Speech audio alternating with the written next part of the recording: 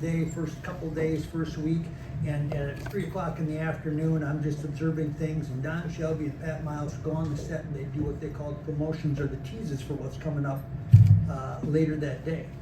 And I remember watching that. And I mean, it was lights, action, camera. It was people dressing up in good clothes, and there was deadlines, and there was adrenaline.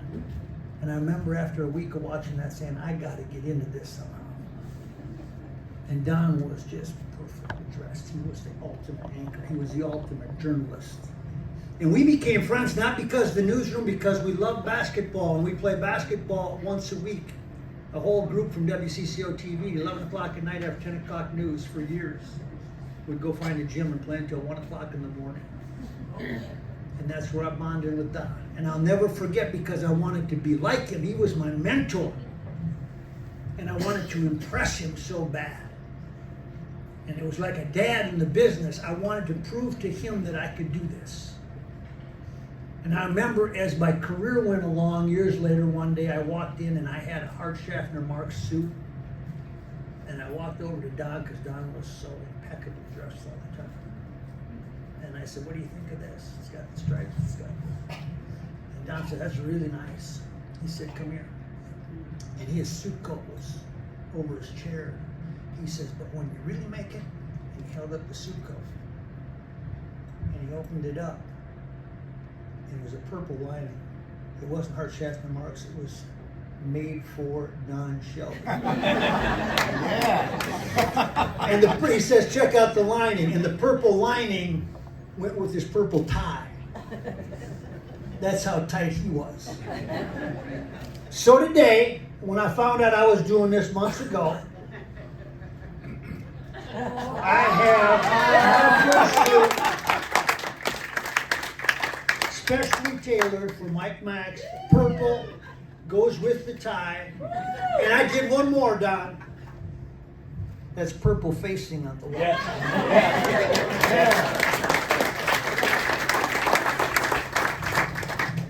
To say, like Nancy, to describe him as his accomplishments as a journalist, as an anchor, you're shortchanging him. You think you know him because you watched him on the news, you watched him perform. You think you know him. You didn't get in on the best of Don Shelby. I can guarantee you that. This is a real man that has lived a real life. He's seen the ups and downs. He's come out on the other side. He's come out a better person every time. He has mentored me. He is my 30-day foundation in my journalism career, because he can tell you stories about when I didn't know if I was going to make it. And he was there to bring me up. He is so much more than a colleague that I worked with on radio and TV. He is so much more than a mentor. He is a friend. And no matter what I do, I know he still loves me. He is the ultimate friend. Ladies and gentlemen, we have been blessed to have him publicly, and many of us have been blessed to have him privately, because there is only one, and he's the best in my life, Don Shelby.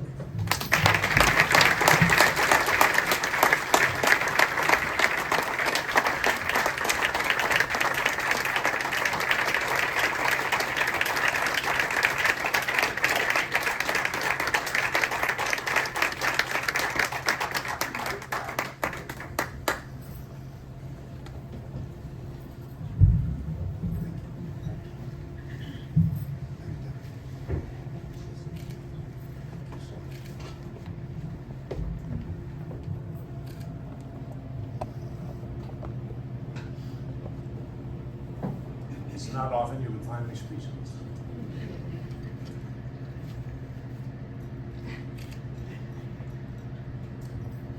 That was the most meaningful thing anyone's ever said to me.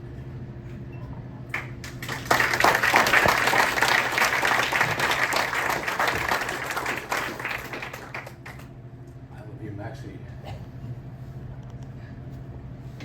I'd do anything for you.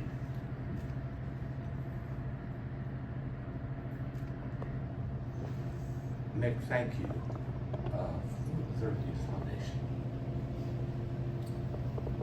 You are not just one of the great entertainers in the country, but the work you have done here tells you you're a special human being. You were always a singing hero of mine. Now your heart displays that you're a hero in the full sense. Thank you for everything you do.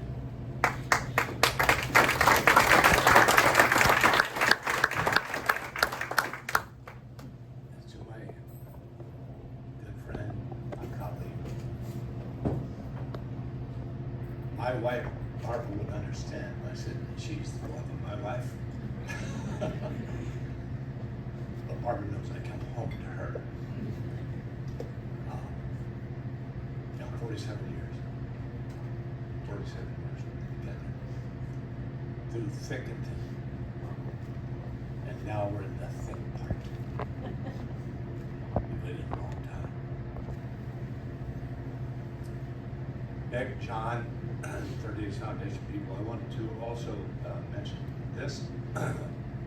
It may have slipped your mind, and some of you may not know it. But 45 years and 6 months ago, I needed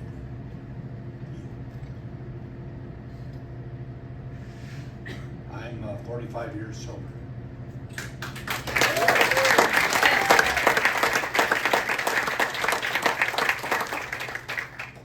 And on no safety nets when I was,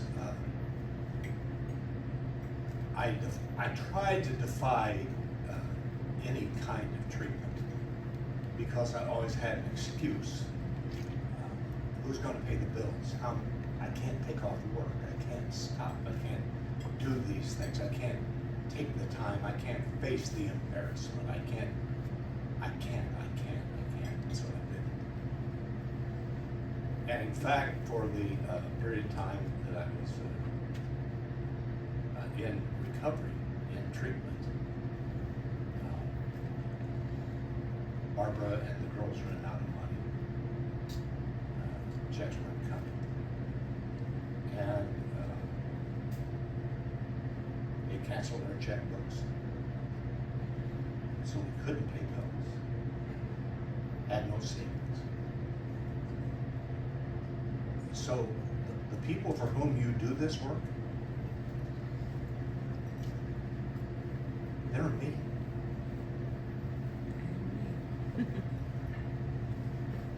They're all of us.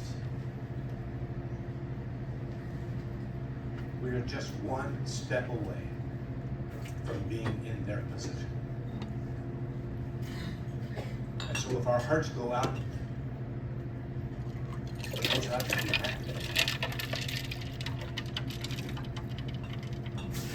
So God bless you for what you're doing.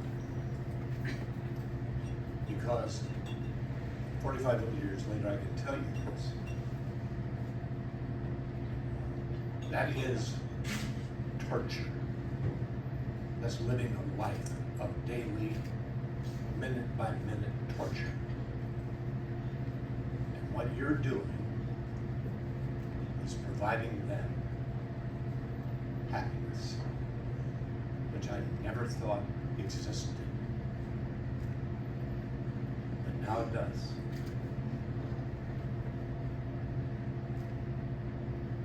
So this is a very meaningful moment of not recognition for a career, but a recognition of a part of my heart that is involved in mankind. A part of my heart that wants other people to have what I have. So thank you for making that possible. Thank you, thank John, thank all the board members.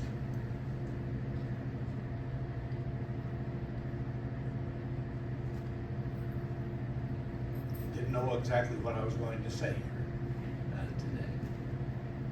And Nancy said, I don't know what should I say next. She did a pretty good job after she said that.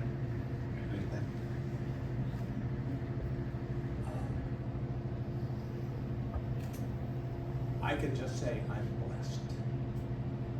I'm blessed to have Nick as a friend. I'm blessed to have known Maxie for all of these years and watched him grow. And now he's in the firmament. He's a star in the firmament. The first day he walked into that college class I was teaching on journalism, coming over from Hamlin, doubtful. I don't know if I can make it to a small town. I only know how to play basketball. I know how to play baseball. I only know how to play football and 5 sports. As a runner, what can I do? You have far surpassed. And as an example, when George Floyd was murdered, Maxie, as a sports reporter, went to the news director and said, send me into the heart of it. Send me into the worst part of it. And they scoffed at that idea. But they needed the bodies, and they sent them. And to this day, after a career in journalism, watching every kind of reporting that you could possibly imagine,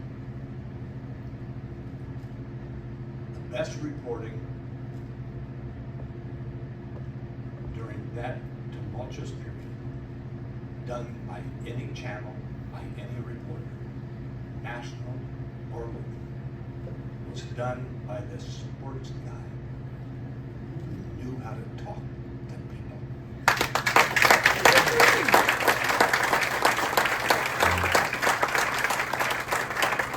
My proudest moment, Maxie, I have to tell you, watching you on television. My goodness. God bless you. Jim Ray Erickson, who my radio career would have been dismal. Thank you for everything you gave me and done for me. To all of my friends who are here and the people who are yet to be my friends, I thank you from the bottom of my heart for showing up. And I hope with the time that I have remaining, I can still do some good. And if you need help,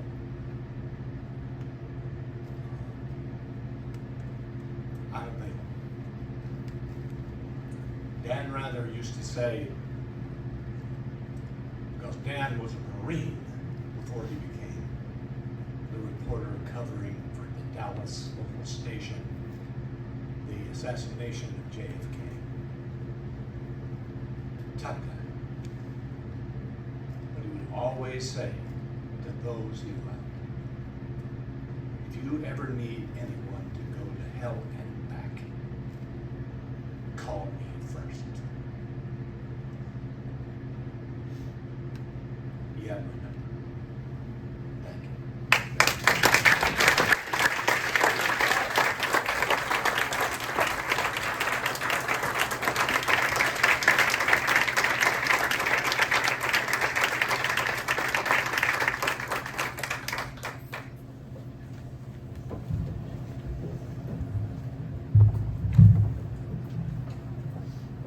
When the George Floyd riots got over, I called Don, I said, can I come and sit down with you at your house for a minute? Because he was the only one that I knew that would have any understanding, because he knew what I had seen. What I had seen was humanity. It wasn't reporting, it was what I had seen. And I remember I went over there that day and we went out on the porch, and we both just started crying. And I remember I got home that night, and my wife said, I said, I went over to see Don Shelby. She said, what did you do? I said, we sat and cried. And she didn't get it because she didn't know what I meant. And that's why I needed to go see Don. Because Don knew exactly what the city was feeling at that time. And I needed to be with somebody that understood that. He did give me a B- on my first written assignment when he was a professor at the University of St. Thomas. And at the bottom it just said, I expect more from you. Ah, great. And I never quit Very trying kind. to give him more. Wow. We continue today. I want to welcome Meyer Belkin and Act 2 Recovery. Meyer was a very unique story to tell you about the impact of our 30-day foundation and Act 2 Recovery are linked in a lot of different ways. Ladies and gentlemen, please welcome